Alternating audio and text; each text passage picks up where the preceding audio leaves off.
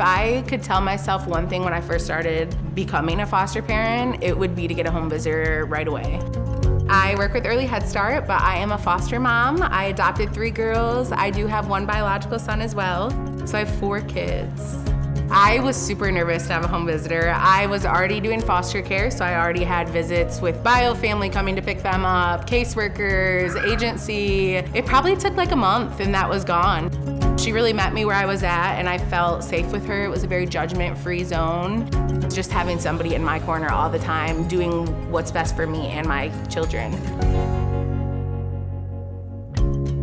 The home visiting is so positive, like it's never, this person comes into your home and they're a complete stranger at first to your child, but then your child builds this relationship with them.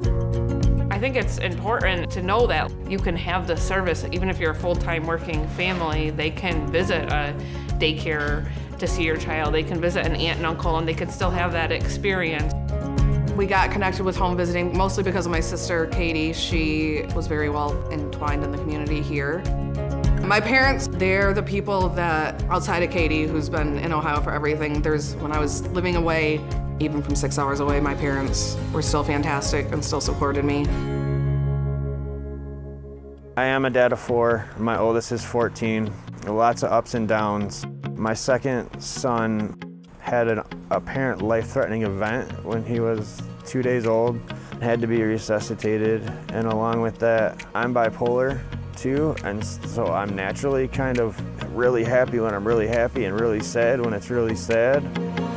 I was reluctant about home visiting when it first started because I know my kid. I know what's wrong and I know what my kid needs. And then just talking to the first couple home visitors we ever had, we're like, oh, it's an extra pair of eyes. It took me out of my comfort zone, which you don't realize sometimes you need to get out of your comfort zone to grow a little bit. I met Joe 6 years ago. He had Ian. Ian was 3, and Ian's mom became homeless, unfortunately. And through that, Ian is in this huge change. It's an upheaval. It was a lot of anxiety. I felt like I didn't know how to be a dad, but I wanted to be a dad. I think they reached out to us with having a new child, and they send a nurse in to check on the well-being of the child and how she's growing and everything like that. All of the home visits, the nurse really made sure to connect with Ian as well. She actually gave me some referrals for some child therapists and telling me about play groups for kids his age. Ian now is in school, a lot more stable. Home visiting just kind of changes your whole perspective in life as a new parent.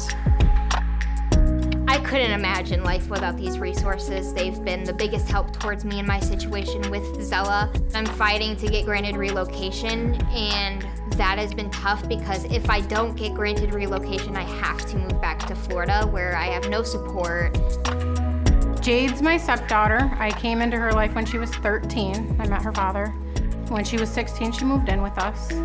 She kind of had a little bit of a rough upbringing, so when she met me and my mother and my family, it was not anything like she had experienced in her life before. She'd never experienced that support that we have for each other.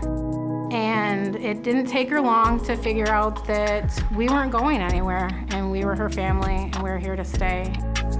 Genuinely, I don't know what I would do without my mom. She's been my rock through this whole process. I'm able to work, and my mom is the one who got me back into home visiting. They have great resources. They help with everything. Not only are they there for your kid, they're also there for you too, and it's the greatest thing. With Anna, her family looks a little bit different. So mom is involved, and she has an aunt that's really involved that does the caregiving for her along with grandma and grandpa. It doesn't matter who I visit. Home visiting can help anyone. When I first started, I had a lot of biofamily that was involved. Finances were a barrier, and she was able to really fill a lot of those gaps to finding resources. There were loads of home visiting information that I learned, just the parents as first teachers. My kids were reading words at 3 years old and identifying letters and numbers. And I was seeing them identify colors. They would bring workbooks and homework and like leave us with homework to work on. Her speech has really taken off since we moved back here and got her into home visiting. So she went from, 5 or 10 words, and she has a ton now, which is huge for us. I'm always for any and every service that you can get your child involved in. The more the better.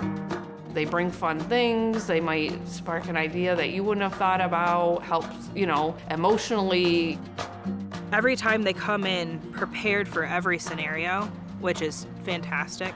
She came also with a lot of support pamphlets and asked questions like, do you have enough of diapers? Do you have food? Are you in counseling? Are you seeing a primary care doctor? Megan has been my rock through this entire thing. She has been so supportive. She is just very knowledgeable in all this. She's a wonderful mom. I couldn't be any more proud of her. I am the proudest mom in the world. I was struggling with postpartum depression for a really long time, and I didn't really get to enjoy the newborn trenches, so I missed that part of her life, and now I get to step up and actually be there because I had help and support to get through all those stages. Home visiting can be for anyone. It doesn't matter what your family dynamics are, what your family situation is, what your financial status or your zip code is. They will find somebody that will fit you and help you with raising your children the way that you want them to be raised.